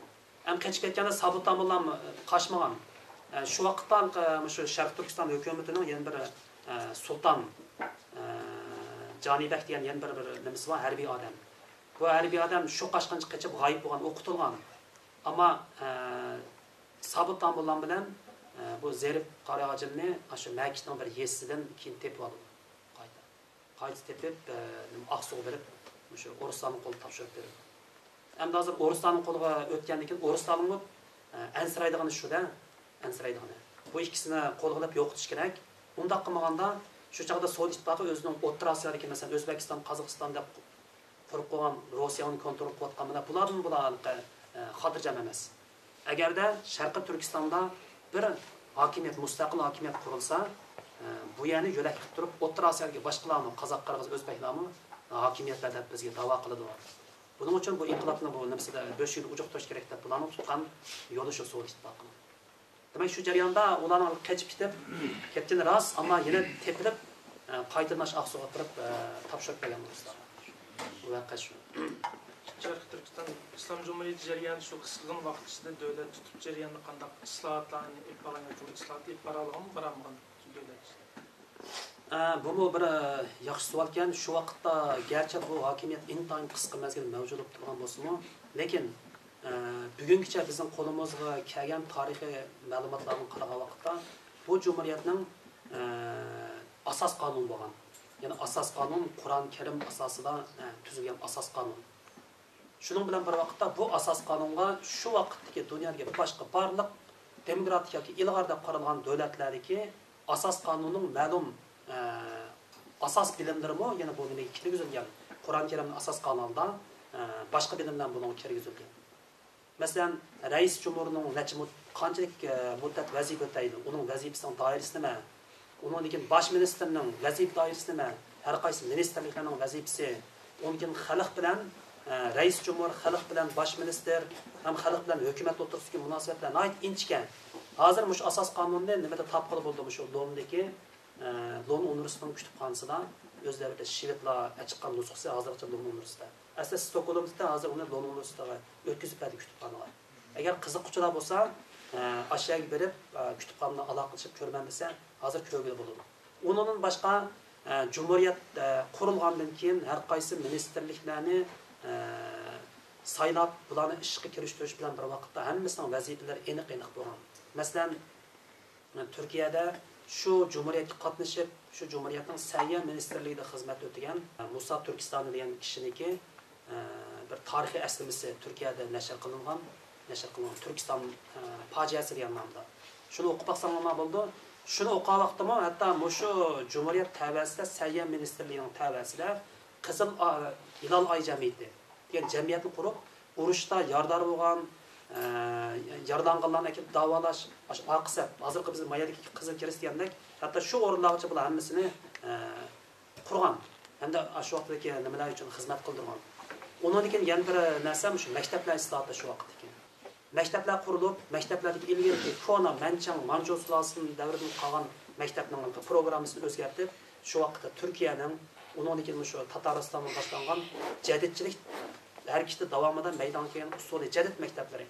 Yana usuli jadid deganda qandaqdir jadidchi deganda bizning xalqimizning orasida bu dinga qarshi deb bundaq bir qaraydigan xato qayishma, undaq emas. Jadidchilarning o'zimi tüp nishoni yana islom aqidasi asosida Qur'on Karim va payg'ambarning ahkomlari asosida islomning asos kanalda hozirgi zamondagi zamonaviy bilim uchurlarni shu jamiyatga kirgizish, jamiyatga ma'rifni isloh qilish, davrlashtirish degan gap. Shunga 30-yillardagi shu mayli Qashqarda bo'lsin, Otishda bo'lsin yoki Uyg'urlarning boshqa yurtlarda bo'lsin, usuli jadid maktablarining avjlanishi, ma'rifning taraqqiyoti amaliyotda shu vaqtdagi shu Cumhuriyet davrida tiklangan bir qism islohotga doir ko'rsatmalarning natijasidan deb qarashga bo'ladi. Shunga qisqa mazgil mavjud bo'lib turgan bo'lsa-mu, lekin bir mustaqil hokimiyat bo'lishi tegishli nurg'un shartlarni hozirlagan. Masalan, gazetlar. Chunki bir hokimiyat chiqqandan keyin shu hokimiyatni turish uchun tashviqot quroli, ya'ni media, axborotchilik bo'lish kerak. Shu vaqtda masalan Qutlug' Hoji Sharqiyning bosh muharririda Qashqarda dastlabda Erkin Turkiston, undan keyin Sharq Turkiston ovozi degan gazetlar, haftalik gazetlar nashr qilingan. Istiqlol nomida jurnal chiqqan. Qiziquvchilar bo'lsa, bu gazet jurnallarning hammasini hozir London universitetining kutubxonasidagi Gunnar Yardan materiallar markazi degan yerdan hammadan ko'rgili bo'ladi. Hatto London universitetining tor betiga kelsanglar, shu vaqt chiqqan gazetlarning to'liq nusxasini PDF qilib shu torga qo'yib qo'ygan. Tordan qarab baqsanglar bo'ldi. Demakki, xili ko'p jihatlardan qisqa bo'lsin vaqti, lekin ko'p ishlar qilingan shu vaqtda. 30-yillarda shu inqilob bo'ldi, inqilobning natijasida bu Cumhuriyet qurildi bo'ldik, ammo bir inqilobning maydonga kelishi hamda shu inqilobning natijasi sifatida bir mustaqil hokimiyatning o'rtaga chiqishi uchun uzun mazgillik ma'rif jihatdagi jamiyatning ichki qismidagi hamda shu millatning o'zini tonish va boshqa nurg'un jihatlarda bir tayyorlik bosqichi bo'lishi kerak. Demak, shu tayyorlik bosqichining o'zi hozir shu Ilyos so'rayotgan savolning o'zi shu bosqichga to'g'ri keladi. Chunki biz bilamiz, bizda uzun mazgil toki 20-asrning boshlariga qadar ma'rifimiz nima deganda asosan an'anaviy, ya'ni burundan davomlashib kelgan madras ma'rifi. Madras ma'rifining asosiy qurilmasi u toki shu Arabistondan toki butkul musulmonlar dunyosiga o'rtaq bo'lgan bir sistema, bir qilib bor madras ma'rifiga. Ya'ni asosan Qur'on Karim, diniy darsliklar, shuning bilan bir vaqtda o'rta asrda bu madras ma'rifi taraqqiy qilgan. Lekin keyingi vaqtlarga kelganda, bu 15-asrdan keyin bu ma'rifni isloh qilish, o'zgartirish, davriga moslashtirib atlanishdan iborat bir islohot bo'lmaganligi uchun hamda shu islohotni olib boradigan musulmonlar dunyosida kuchli bir hokimiyatning bo'lmaganligi, Osman sultonligi ojizlashgandan keyin butun musulmonlar dunyosini yetaklaydigan kuchli bir hokimiyat bo'lmagan, bag'ansir ojizlashgan. Demak, hokimiyat ojiz bo'lganligi uchun islohotni olib borman desam, u islohotni olib borg'ili bo'lmagan. Yana bir sel ko'nliqni yo'qlaydigan kuchlarning pek ko'p bo'lganligi uchun yangilik chiqqandan keyin shu vaqtda unga zarb berib yangi narsa shakllanmagan. Shu sababdan bizning ma'rifatimizning pek kaynak chekinib ketishi ishki jihatdan o'zimizning realligi bilan munosabatli bo'lsa-mu, cho'ng jihatdan aytganda xalqaro muhit ham musulmonlar dunyosidagi bir tushkunliklarning munosabati shu vaqtdagi. Hamda 19-asrning oxirgi choriga, ya'ni 1880-yillar kelgan vaqtda shu Qrim va Qozon, ya'ni hozir Tatariston deyildi. Qrim yarim oroli. Hozir Ukrainaga berayotgan Ruslar. Shu vaqtda Tatarlarning ayrim bir xandonliq. Lekin Rossiya tavasiga qaraydigan. O'sha Qrimda İsmail G'asparali deydigan bir bizning tanliq ulamo ziyodimiz. O'zi dastlabda shu diniy maktablarning hammasini o'qib tamomlagan, nihoyat cho'nqur bilimli bu odam shu vaqt Rossiyadan boshlab butkul Yevropani aylanib chiqib, nima uchun tarixda shuncha parlaq madaniyat yaratgan bu Turkiya millatlar, musulmonlar yaqingi zaman kelganda shunchalik ojizlashib ketdi. Bunun sababi zodi nima deb bu o'zimizning ishki qismini aylangan Yevropa tarafini ko'rib, eng oxirida bu islohot tashabbusini o'tirib qo'ygan. Jadid, ya'ni arabchaga yangilash, butkul ma'rifni ijtimoiy turmushning hamma taraflarida islohot qilish kerak. Agar musulmonlar o'zini saqlab qolaman desa, taraqqiy topaman desa, rivojlanaman desa, oldi bilan islohot qilish orqali o'zini kuchaytirish kerak degan mush ideya kelgan. Shunga bu odam Qrim qaytib o'zining yurtida baxt saroy kelgandan keyin ko'na madrasani hammani nim qilib, o'zining Nobel obro'yi bo'lganligi uchun o'zi birinchilab usuli jadid maktabi ochgan. Usuli jadid maktabida, ya'ni Qur'on Karim va boshqa diniy darslardan boshqa Yevropa uslubidagi hozirgi zamon darsliklari, masalan, tarix, geografiya, ona til, uningdagi fizika, kimyo degan hozirgi zamoniy tillarni hammani qo'shib, bu fanlarni o'rganish nima sit emas Qur'on Karimning ro'yiga. Deb bu odam bu nima maktabni ochgan, echib uzun o'tmaydi bu maktablar Qrimdan Qozongacha bo'lgan tatar musulmonlarning orasiga nihoyat keng darajada taqalgan. Taqilib uzun o'tmaydi tatarlar madaniyat jihatdan nihoyat ko'p ilgirlagan bular. Ilgirlab hatto shu vaqtda qisqa muddatda 1883 dan 1910-yilga kelganda tatarlar butkul Rossiya tabasidagi eng madaniyat millatlarning birisiga aylangan. Ammo Rossiya imperatorligi kundan kunga kuchayayotgan tatarlarga bu xil uyg'unishga bular buni nihoyat xavfsirab buni ujuqtirish kerak. Agar buni vaqtda to'xtatmasak, O'rta Osiyoga taqilib ketsa, u bizning hokimiyatimiz xatarlik deb buni to'sigan.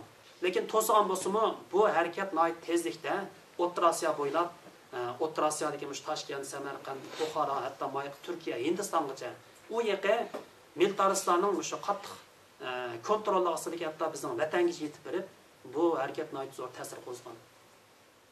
Demak, 30-40 yillardagi inqilob maydon kelishdan ilgari otishda qurilgan, ekisaqda qurilgan fanniy maktablar, undan keyin elida qurilgan usuli jadid iqimdagi maktablar, Turpanda maxsus muhit tarafidan qurilgan yangicha maktablarning hammasi amaliyotda shu jadidchilik ma'rifining mas'uli. Ya'ni jadidchilik iqimining bizning vatandagi ifodalari. Shunlashqa agarda otish ekisaqda qurilgan maktabni 1885-yil qurildi deb isbotlansa, shundan toki 1931-yil inqilob portlashi bo'lgan jarayonda usuli jadid maktablari va mushu maktablar tarbiyalanib chiqqan yoshlar va bilim odamlarining har jihatdan o'zini cho'g'ilish natijasida bu inqilobga bir tayyorlik energiyasi cho'g'langan. Tayyorlik bosqichi cho'g'langan. Demak, 30-yillarda inqilob qaraydigan bo'lsak, hammasi shu inqilob qatnashganlar bir tarafdan diniy jihatdan o'sha O'rta Osiyodagi nima Buxoro, Samarqand, o yoqqa Qoira, Misr, Turkiya o'qib kelgan diniy olimlar bo'lsa, yana bir qismi mush jadid maktablarida yetishib chiqqan ziyolilar hammasi birlashib, oxiri 30-yillardagi mush inqilobni qo'zg'alishi ham buning taraqqiyotida bular aktiv rol o'ynagan. Shunlashqa agarda ashundoq tayyorlik jarayoni bo'lmaydigan bo'lsa, 30-yillardagi inqilobning maydonga kelishi mumkin emas. Jadidchilarning nimasiga Muhammad Emin Bog'ra, Abdulqodir Damolla, Mamtali tavfiqlar kerakmi o'sha?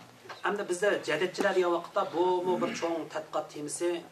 Men oldin qatda Turkiyada 2 qatim mush tema haqida leksiya berdim.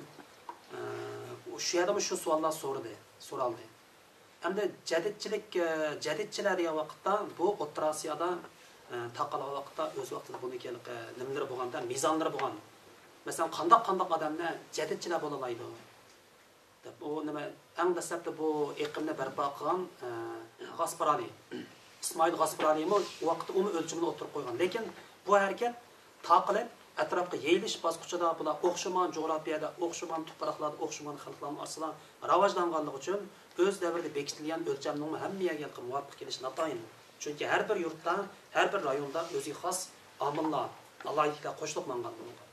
Shunga bizning vatanning ahvolini aytgan vaqtda biz hozirgacha jadidchilar degan vaqtda ularning yo'lboshchilari sifatida Abduqodir Domollarni ko'rsatib keldik. Chunki bu bir diniy olim emas, o'zi bir ijtimoiy istiqotchi, o'zi bir cho'ng ziyoli, o'zi yani yazarman, uningdan mudarris, hamma jihatlarda Abduqodir Domollarning tub ideyasida bir ijtimoiy istiqot olib berish, millatni ro'noq topqizishdan iborat bu ideyani aytib muhim o'rin turdi. Uningdan keyin şu davrda yana biz mesela Abduxoliq Uyg'ur deymiz.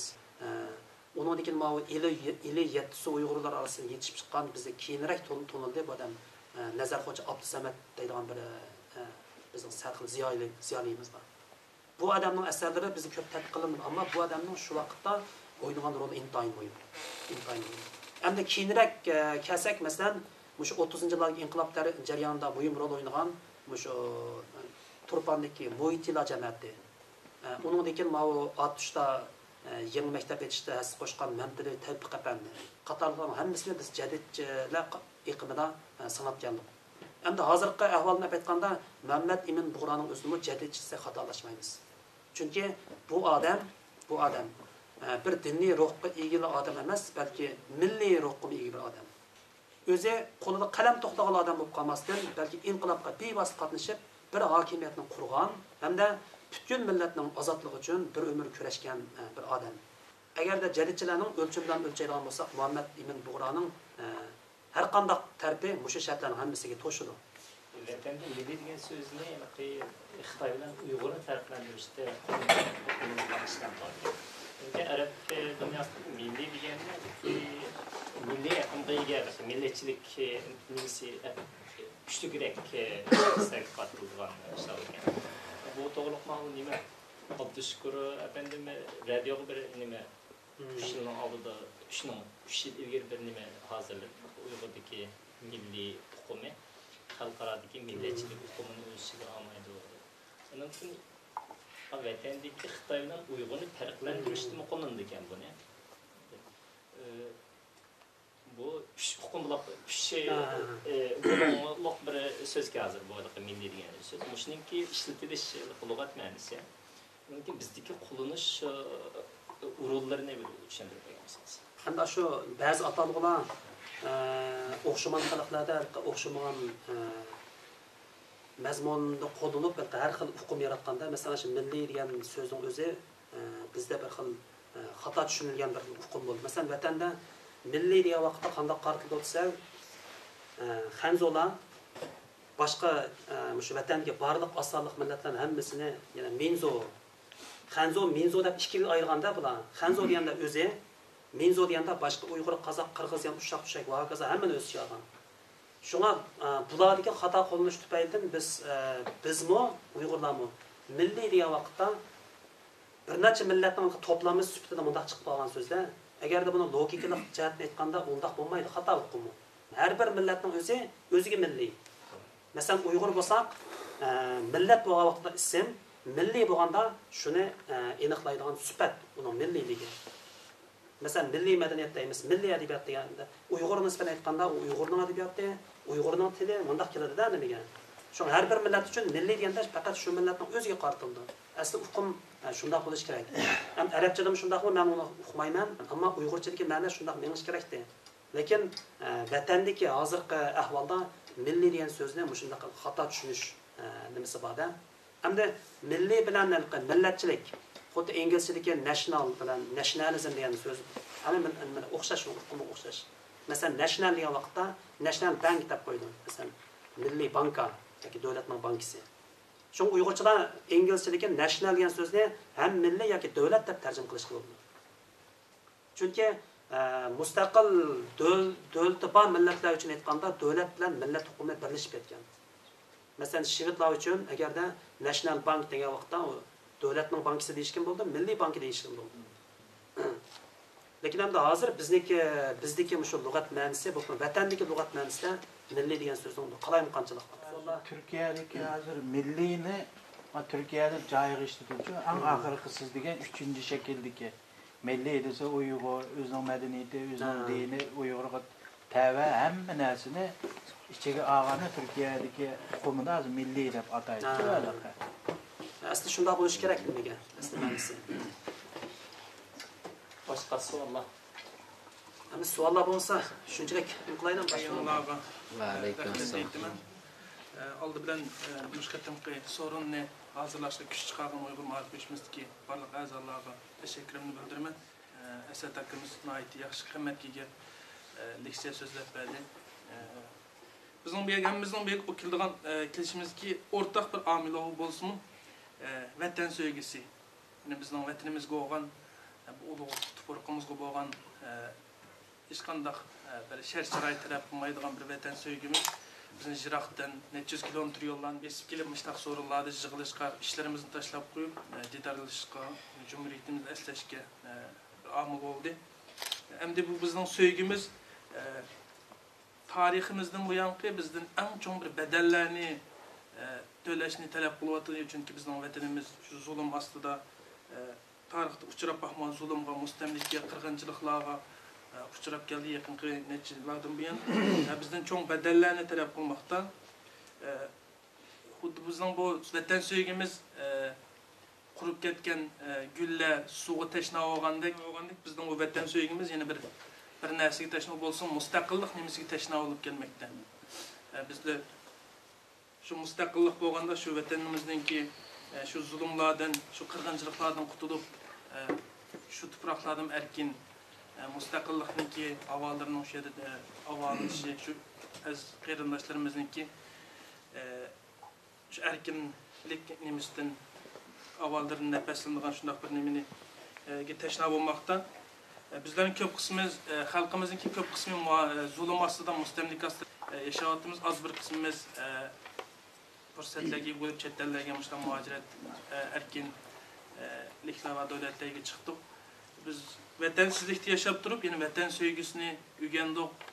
Vatan sevgisini bo'lgan nimamizda ham ochdi va shu holatda nurg'unlagan atrofimizdagi davlatlarninki mustaqillik kurashlariga biz shohid bo'ldik. Masalan 60 yillardagi Sharqiy Yevropadagi davlatlarninki mustaqil bo'lishi, 90-yillardagi O'rta Osiyodagi davlatlarning mustaqil bo'lishi va yaqinqi 2 yil buyanqi Arab mamlakatlaridagi Arab bahori bilan erishgan nurg'un davlatlarning mustaqillik nimasiga ko'rdik.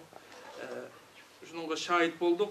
Gerçi biz o'zimiz shu mustaqillikning ta'min etmagan bo'lsak-mu, ammo bizga bir umid chirig'i bizga yo'ritilib kelmoqda. Yani shularmi shu zulmning ostida yashagan, shularmi shu mustaqillik kurashlarini erib berish orqali shu mustaqillikning ta'mini tetdi. Hem tetikka otudu hem tetiş aldı tuturmakta. Bizlerge inşallah bu topraklarımızda müstakillikten temin edip Türkistan'ın müşkek bayraklarını şu vatanımızda erkin alette lepelletiş bizlerge nasip olması. En müstakillik köreşlerde bulup çetel sırtıda biz Uygurlarınki turvatkan çetel sırtı muhaciret yaşadık Uygurlarının dikkat kılışık tegişlik bir kısım noktalarını özem yani yığıncaklap çıktım. Bu nemeylerle ortaklaşmak için.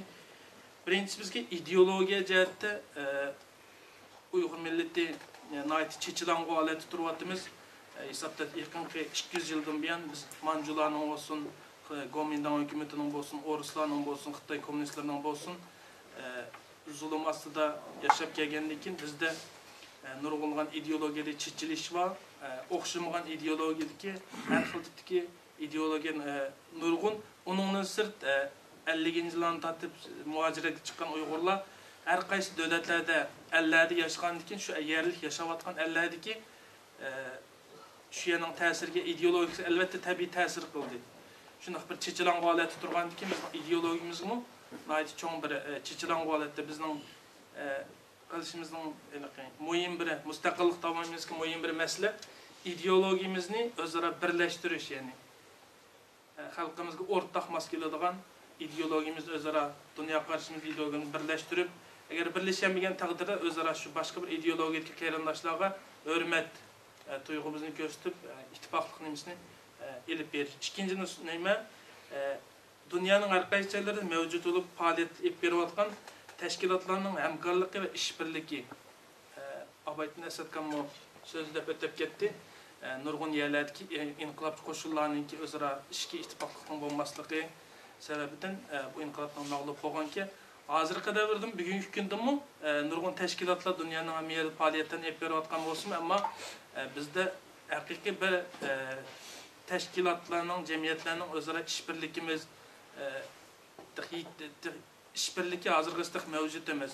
Özara ittifaklaşkan, birleşken, bir-birisini kollagan magnet şekildeki yani birisi yıkılsa birisi yöleydigan halkarada birisini qarlasa yine birisini biz o halkaranın nemisiyle qılmay ulanı onda emas bizning xalqimiz mayli qanday şekildeki teşkilatda olsun özara bir-birini yöleydigan onda nimeti hazırgı şekillenmedi ama bu bizning mustaqillik davamimizda teşkilatlarning ortak hamkorlik ve işbirlik elip berişimiz kelgüsü bizning mustaqilligimizde nayt muhim amillarning birisi. Üçüncüsü muhaciret yaşayotgan Uygurlarnınki cemaatleşiş ve teşkilleniş yani sistem aslında faaliyet edip berişimiz nayt kamçıl. Avrupa'da bir neçe devletlerde teşkilleniş, cemaatini şekillendi, Amerika'da, Türkiye'lerde şekillendi. Onun sırkı nurgun Uygurlar yaşayotgan nurgun memleketler var. Ama bunun da cemaatleşiş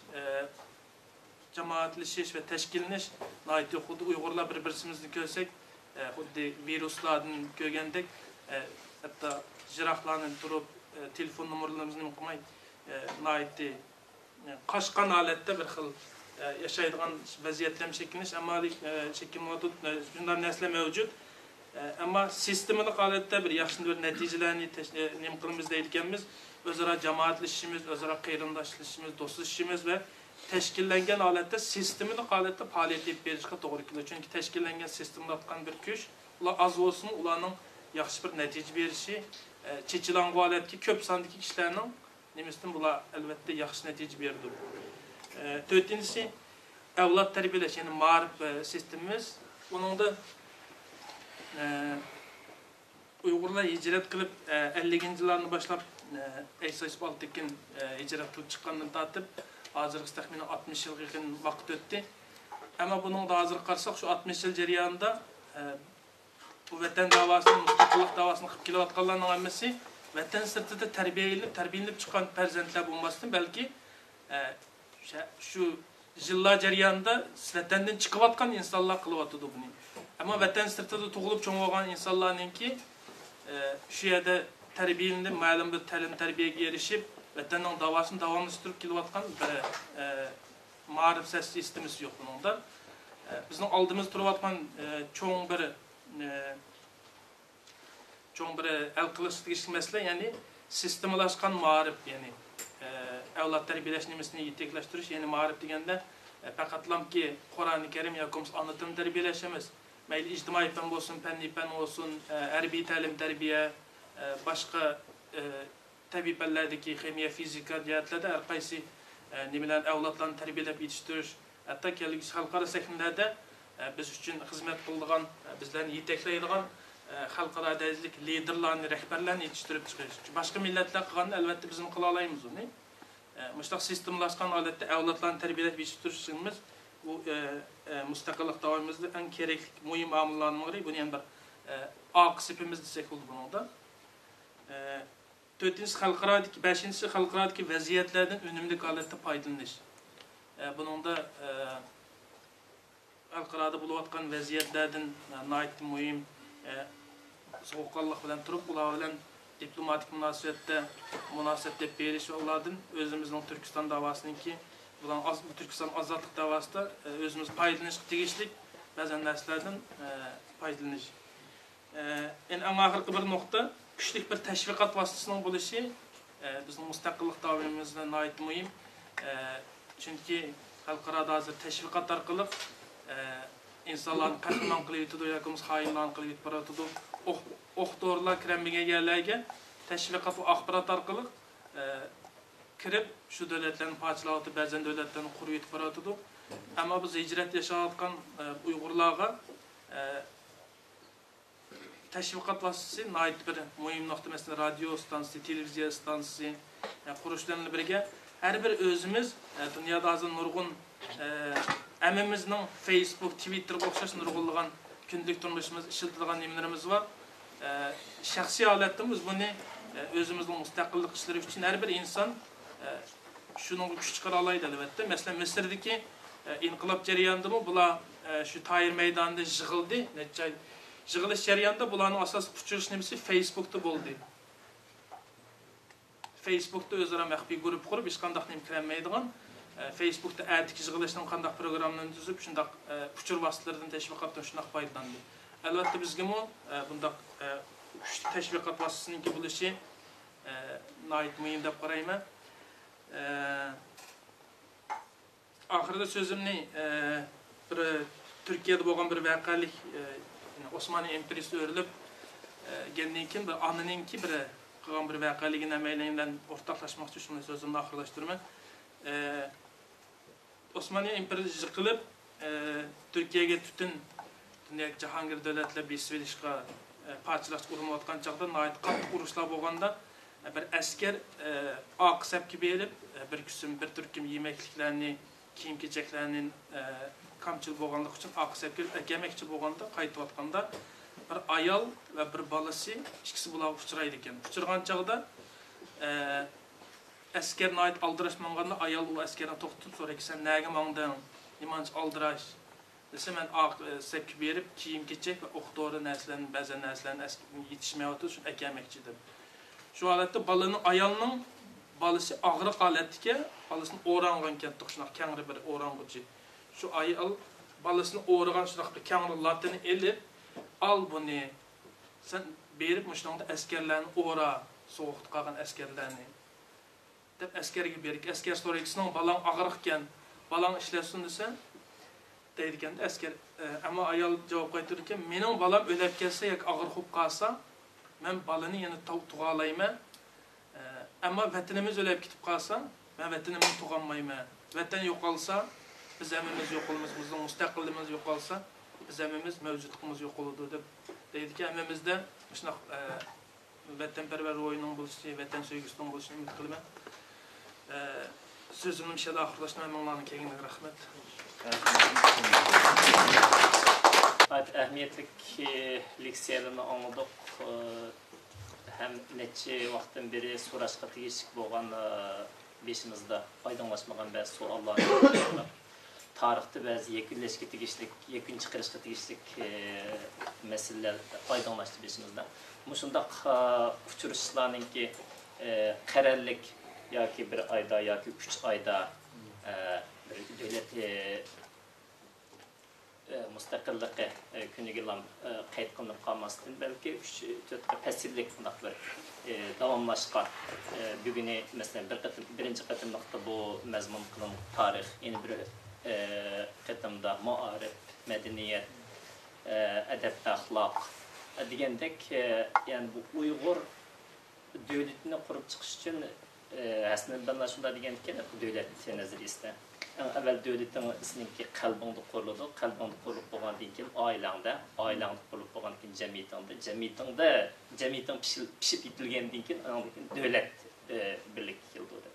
Hozir ham desa Süleyman efendim leksiyasida xulosalab deganligidek millatni qayta bir devletninki qurilib chiqish uchun uzaq muddatlik ma'rif cəhətdə təyarlıq basqıcı bo'lishi kerak. Chiqiblar devlet bo'lanmaydi, chuqurma ma'rif cəhətdə, madaniyat cəhətdə hamma cəhətdə bir təyarlıq basqıcı bo'lishi kerak deb o'tdi.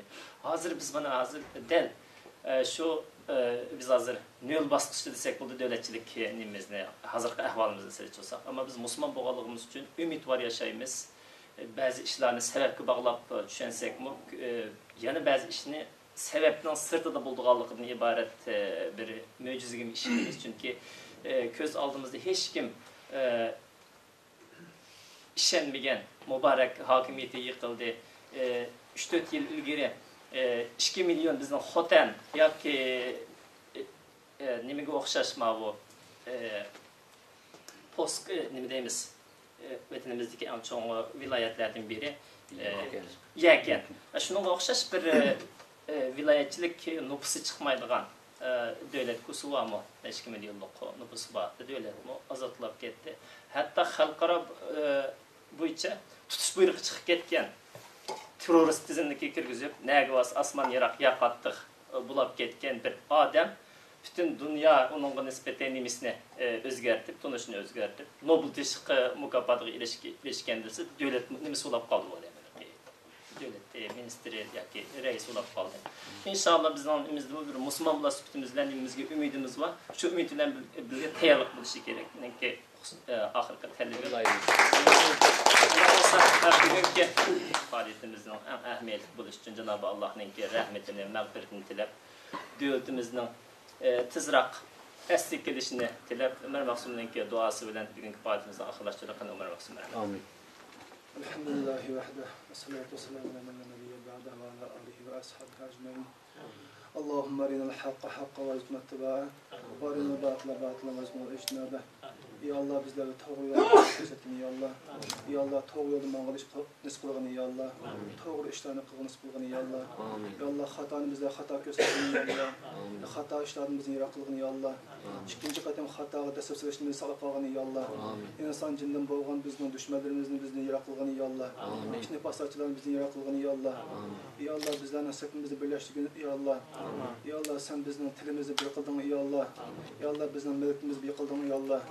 Ya Allah sen yolunda kuraş kıldığın yollarımızı bir kıldın ya Allah. Ya Allah senin yolunda kuraş kıldığın yollarımızı sen birleştirdin ya Allah. Ya Allah aramızdaki bütün pasatımızın yarak kıldın ya Allah. Ya Allah bizimki atı boğdurumuz İslam Cumhuriyeti kurgan bolsa bizlerge İslam hakimiyeti kurgan nasip kılgın ya Allah. Ya Allah bizlerni şu seninki hakimiyetin aslında yaşagan nasip kılgın ya Allah. Ya Allah senden başka bizden keremçimiz yok ya Allah. Bilgimiz yok ya Allah. Ya Allah sen bu millete sen doğru yol göstergin ya Allah. Ya Allah kısagan günahlarımızın keçirim kılgın ya Allah. Bizning o'tgan xatoliklarni sen kechirim qilgin ya Allah. İkinci xato yo'q qilishni sen saloq qilgin ya Allah. Robbana atina fid dunya hasana va fil oxirati hasana va qina azoban nar ya